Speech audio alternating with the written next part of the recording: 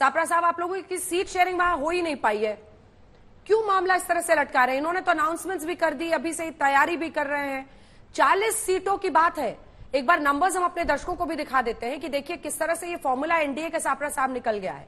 Date wise भी हम आपको दिखा दे रहे हैं। ये देखिए 17, 16, 5 पर एलजेपी चिराग पासवान का जो हिस्सा है, 7 फेसेस में, चाहे वो उत्तर प्रदेश हो जहां पर 80 सीटें हैं, 40 सीटें बिहार की, या फिर 42 सीटें पश्चिम बंगाल की, इन तीनों राज्यों में 7 चरणों में मतदान होना है।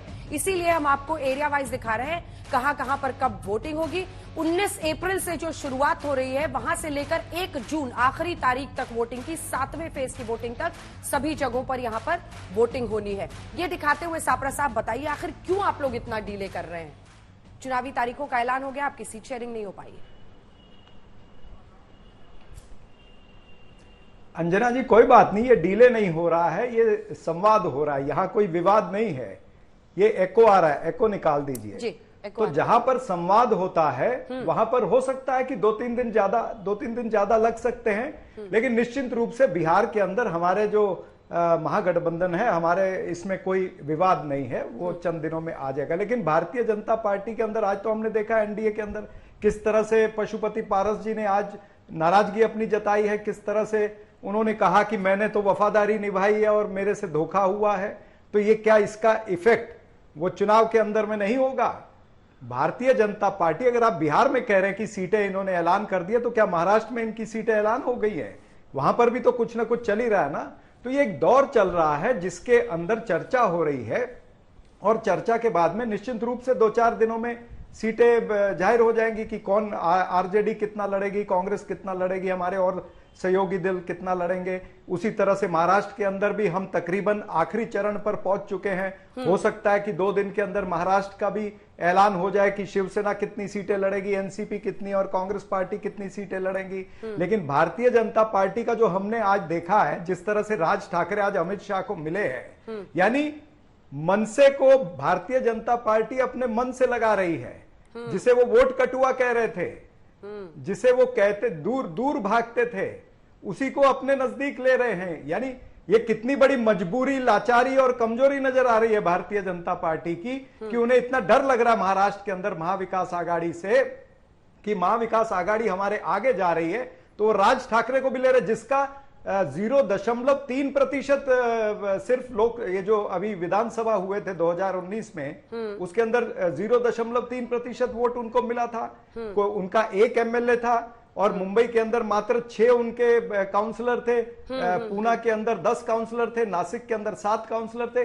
यानी उस राज ठाकरे को, जिस राज ठाकरे ने या उसकी पार्टी ने उत्तर भारतीयों को गलियाया, उनको सड़कों पर पीटा, बिहार के लोगों को, उत्तर भारत के लोगों को, उन्हीं को अपने साथ ले रहे हैं। तो भारतीय जनता पार्टी के केंद्रीय नेतृत्व को इसका जवाब नहीं देना पड़ेगा क्या? जेपी नड्डा, नरेंद्र मोदी और अमित शाह को इसका उत्तर नहीं देना पड़ेगा? उत्तर प्रदेश के मुख्यमंत्री और नीतीश कुमार को जब वहां की जनता ये सवाल पूछेगी, उस राज ठाकरे को अपनी गोद में बिठा रहे हो, जिसने उत्तर भारतीयों को पीटा है, गलियाया है, उसी को गले लगा रहे हो, तो उत्तर तो देना पड़ेगा ना अंजना जी। हाँ, तो इसीलिए क्या आप सुप्रिया सुले से लेकर अन्य लोग जो उनको न्योता दे रहे थे कि महाविकास आघाड़ी में आ जाइए राज ठाकरे को, तब आप लोगों को समझ में नहीं आ रहा था कि उन्होंने उत्तर भारतीयों को गाली दी, क्या किया?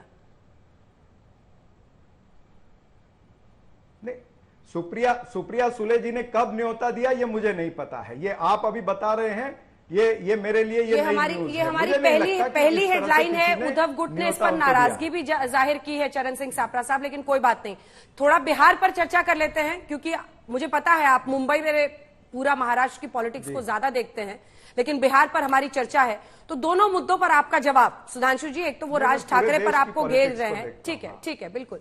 सुधांशु जी, आप लोग जरा समझाइए, आप लोगों का ये सिस्टम चलता कैसे है? कहीं पर चाचा, कहीं भतीजा, अब मतलब पार्टियों को भी तोड़ रहे हैं, परिवारों में भी अलग अलग कर रहे हैं। कोई पसंद आ, कभी चाचा पसंद आ गए तो उनको इधर कर लिया, अब भतीजे अच्छे लग रहे हैं तो भतीजे को आपने इधर कर लिया, चाचा को एकदम आउट कर दिया। क्या मामला है ये?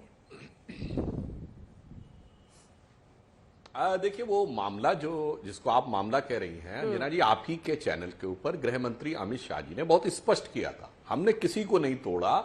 एनसीपी और शिवसेना एक पुत्र मोह में टूटी, एक पुत्री मोह में टूटी, तो पुत्र और पुत्री मोह ने तोड़ा, किसी और ने नहीं तोड़ा।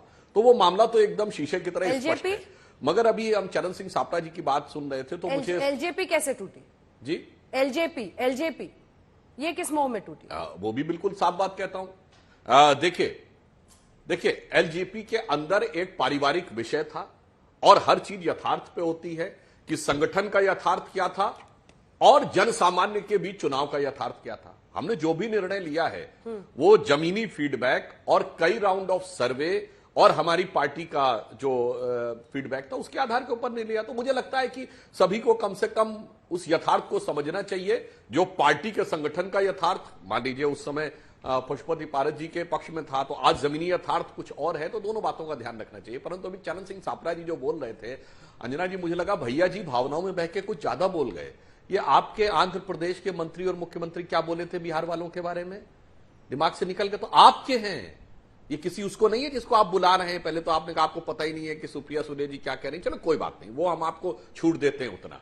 ये डीएमके वाले क्या बोले थे उत्तर भारतीयों के लिए, बिहार वालों के लिए? इतनी खराब बात बोले थे कि यहां पर ये काम करने के लिए ही आते हैं।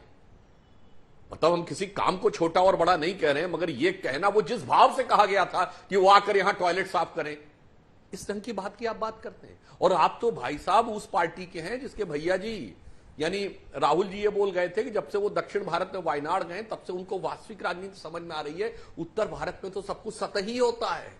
तो वो सतह से धरातल में ऐसे आए हैं कि वो अर्श से फर्श पर आ गए हैं, अब वो आकाश से सतह पर ही आ गए हैं बिल्कुल। और तब वो ऐसी बात बोले थे। और आपके तो एक नेता कर्नाटक की ये बोले कि उत्तर भारत से तो दक्षिण भारत को अलग हो जाना चाहिए। ये तो पता नहीं क्या क्या बोलते रहते हैं मान्यवर। इसीलिए मैंने आपसे कहा कि आप तो उन भैया जी की पार्टी के हैं जो भैया जी भावनाओं में बह के क्या क्या बोल जाते हैं। खैर कल क्या बोल गए थे शक्ति वो छोड़िए, मैंने तो सिर्फ उत्तर दक्षिण, हिंदी, तमिल, बिहार, यूपी उसको लेकर जो कुछ बोला है वो बिल्कुल यथार्थ है। हाँ, जहां तक हमारा पक्ष है, मैं कहना चाहता हूं कि मोदी जी के नेतृत्व में भारत एक विराट परिवर्तन की तरफ आगे बढ़ रहा है और देश का जन सामान्य हर व्यक्ति जो थोड़ा भी विवेक और बुद्धि रखता है वो उस विराट परिवर्तन के साथ आगे आना चाह रहा है राष्ट्र की मुख्य धारा में। अब यह निर्णय होगा कि कौन आएगा, सहयोग करते, कौन किस भूमिका में रहेगा, क्या रहेगा, ये तो केंद्रीय नेतृत्व तय करता है। पर यह इस भाव को तो निश्चित परिलक्षित कर रहा है कि मोदी जी के नेतृत्व में देश जिस ढंग से आगे बढ़ रहा है। एक दौर था जब आपने उनको अलग थलग करने की कोशिश की थी और आज मोदी जी ने दिखाया है कि मंजिलों की जुस्तजू में मैं अकेला ही चला था, लोग यूं जुड़ते गए और कारवां बनता गया। आज कारवां सिर्फ दलों के हिसाब से नहीं, आज कारवां सिर्फ नेताओं के हिसाब से नहीं, आज कारवां सिर्फ पार्टी कार्यकर्ताओं के हिसाब से नहीं जो सबसे बड़ी पार्टी है। आज कारवां सबसे बड़े लोकतंत्र में सबसे अधिक जन समर्थन पाने वाले लोगों और भारतीय मूल के विदेश में बैठे हुए लोगों के वैश्विक स्तर पर आज 76% रेटिंग है मॉर्निंग कंसल्टेंस में। यानी जमीन से लेके और दुनिया तक वो कारवां कितना जुड़ गया है मोदी जी के साथ वो दिखाई पड़ रहा है। लेकिन सुधांशु जी के लिए समझ वाली दृष्टि चाहिए, सुधांशु वो जी हिंदुत्व की शक्ति को हटाने वाली दृष्टि नहीं चाहिए बल्कि युक्ति वाली दृष्टि चाहिए। चाचा में कुछ तो आपने देखा होगा, तभी पिछली बार अपनी तरफ किया होगा ना। और चिराग पासवान को अलग थलग छोड़ दिया था। वो कई बार बताते भी थे कि कोविड मुझे हो गया था, उनके पिता की मृत्यु के बाद उनको घर से कैसे निकाला गया, कुछ तो आपने चाचा में देखा होगा तब। अब अचानक क्या हुआ कि वो एकदम ही आपको पॉलिटिकली यूजलेस दिख रहे हैं? तभी तो क्योंकि महागठबंधन में उनको न्योता मिल रहा है। हो सकता है हाजीपुर सीट से ही वो निर्दलीय या फिर आरजेडी किसी के टिकट पर लड़ जाए चिराग पासवान के सामने। देखिए, भारतीय जनता पार्टी और एनडीए में सभी के मान सम्मान और स्वाभिमान का पूरा ध्यान रखा जाता है।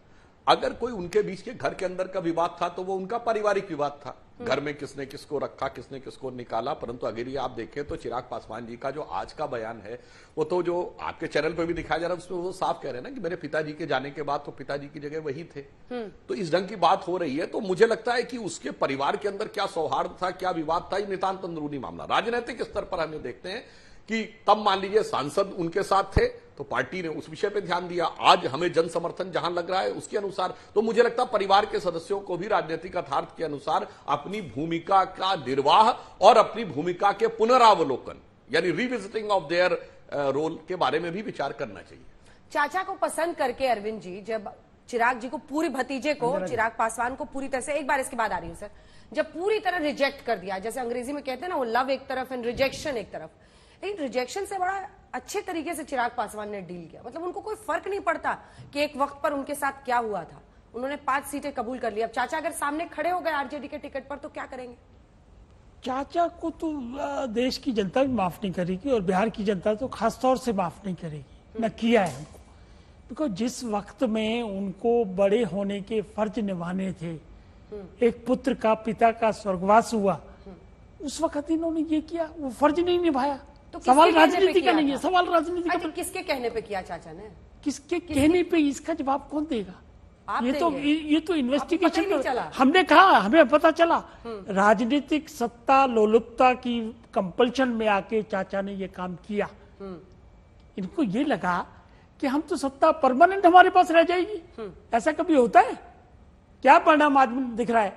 आज उनकी क्या मानसिक स्थिति होगी जो परिस्थितियां बनी हुई हैं? ये स्वर्गीय रामविलास पासवान जी भी माफ नहीं करेंगे। जो बिहार उन्होंने उनके पुत्र के साथ किया, ये तो पुत्र की हिम्मत है।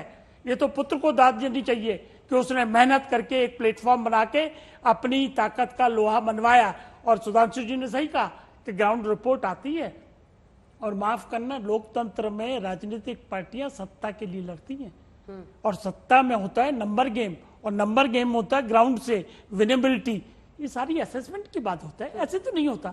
लेकिन मैं दिल से ये बात कहता हूं कि चाचा को न देश की जनता माफ करेगी, न स्वर्गीय रामविलास पासवान जी ने माफ किया है, और यही बीजेपी ने किया है कि उन्होंने माफ नहीं किया, इसलिए ये असर हुआ। संजय सराफ साहब, आपका चेहरा जितना उतरा हुआ है वैसा ही हाल अभी पशुपति पारस का भी हो चुका है बिहार में। लेकिन सवाल का जवाब दीजिए। वो कह रहे हैं कि ग्राउंड पर ज्यादा इस वक्त प्रभाव चिराग का दिख रहा है, इसीलिए बीजेपी विनिंग साइड पर गई है। दाव खेला है भतीजे पे इस बार। आरजेडी से लड़ेंगे या निर्दलीय लड़ेंगे? देखिए, मैं उसमें बीच में नहीं आऊं। अंजना जी, आप मेरे को बोलने दे दीजिए। वाजपेयी जी ने कुछ चीजें गलत बोली, मैं उसको क्लियर कर दूं। राजनीति अपनी जगह है, परिवार अपनी जगह है। हमारे आदरणीय सुधांशु जी ने क्लियर बोला, परिवार और राजनीति नहीं मिलनी चाहिए। लेकिन यहाँ मसला दूसरा था। 2020 में जब चिराग जी 133 सीट पर लड़ने के लिए गए, पशुपति पारस जी बिहार प्रदेश के स्टेट प्रेसिडेंट थे, इन्होंने मना कर दिया। उन्होंने बिहार प्रदेश के स्टेट प्रेसिडेंट से पशुपति पारस जी को हटा दिया, और हटाने के बाद खुद इंचार्ज बन गए बिहार प्रदेश के भी। नेशनल प्रेसिडेंट के साथ साथ इंचार्ज बन गए बिहार प्रदेश के प्रेसिडेंट। और साथ में एक ही बात की कि 133 सीट में मैं 40 सीट लाऊंगा। उसके बाद नीतीश जी को गाली निकालने लगे, और पारस जी ने यही बोला कि आप नीतीश जी को क्या बोल रहे हैं, हर वक्त जेल भरूंगा, जेल भरूंगा। नीतीश जी 6 बार सीएम बने हैं। अगर वो हार भी जाते हैं, उनको माननीय प्रधानमंत्री जी का ऊपर हाथ है, वो दिल्ली में जाके और कोई मंत्री बनेंगे। हमें अपना काद बढ़ाना चाहिए, हमें अपनी बात। लेकिन ये माने नहीं।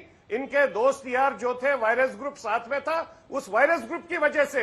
नहीं तो हम चिराग जी की, इसमें कोई शक नहीं है, उन्होंने मेहनत की है, बहुत मेहनत की है 3 साल में। जो हकीकत में दिख रहा है, वहां पर हम कह रहे हैं कि उन्होंने मेहनत की और दिख भी रहा है। लेकिन जो हकीकत है, जो फैक्ट्स है, वो गलत बोल रहे हैं वाजपेयी जी। पारस जी ने कोई पार्टी नहीं तोड़ी। पार्टी प्रैक्टिकल शेप में अगर तोड़ी, चिराग जी ने तोड़ी। और उसके बाद में मीडिया में आके बोला मेरे को चाचा ने निकाला। कहां तोड़ी पार्टी? 19 में इलेक्शन होना था, 20 में इलेक्शन होना था। 19 में जब पासवान साहब जिंदा थे, ये नॉमिनेटेड बन गए। नॉमिनेटेड 1 साल के लिए बन गए, क्योंकि 15 से 20 का इलेक्शन था। उसके बाद में 20 के बाद अच्छा ठीक है, अब देखिए पुराना दुखड़ा और ये पारिवारिक आप लोगों का दुखड़ा सुन के कोई क्या करेगा? ये बताइए ना कि अब तो एनडीए ने, एक सेकंड सुनिए ना, एनडीए ने तो आपको सीट दी नहीं है ना, टिकट तो मिला नहीं। अब क्या करेंगे मिस्टर पारस? चाचा जी क्या करेंगे? अभी तक तो मंत्री वाला मजा ले रहे थे, नहीं अब ठीक क्या है। इलेक्शन देखिए, पॉलिटिकल नहीं मजा लेने की बात नहीं है, ऐसा नहीं है। मंत्री वाला मजा ही नहीं ले रहे थे। सब लोगों के बीच में जा भी रहे थे, और आप वहां से फिगर फैक्ट्स भी निकाल सकते हैं। सर्वे अगर वहां से हुआ है, सर्वे हमारे यहां से भी हुआ है। हम तो खुलकर नेशनल चैनल पर बने, देश की सबसे नंबर 1 चैनल पर मैं खुलकर बोल रहा हूं। उसने मेहनत की, तो मेहनत यहां पर भी हुई है। ऐसा नहीं है मेहनत यहां पर नहीं हुआ है। हमारे पास 5 सांसद थे, एक एमएलसी हमारा हाजीपुर से जीत के आ गया। ऐसे तो हवा में कोई जीत इंडिपेंडेंट लड़ेंगे या महागठबंधन में जाएंगे? कुछ तो बताइए संजय सराफ साहब, ये आपको भी भनक नहीं है? नहीं नहीं बनक की बात नहीं, ऑफ कोर्स। लेकिन आज अपने हाजी आज पटना चले गए हैं यहां से, दिल्ली से। कल उनकी अपने कैडर के साथ मीटिंग है, जो इकाई है पूरी बिहार प्रदेश की, उनसे साथ मीटिंग के बाद में फाइनलाइज हो जाएगा।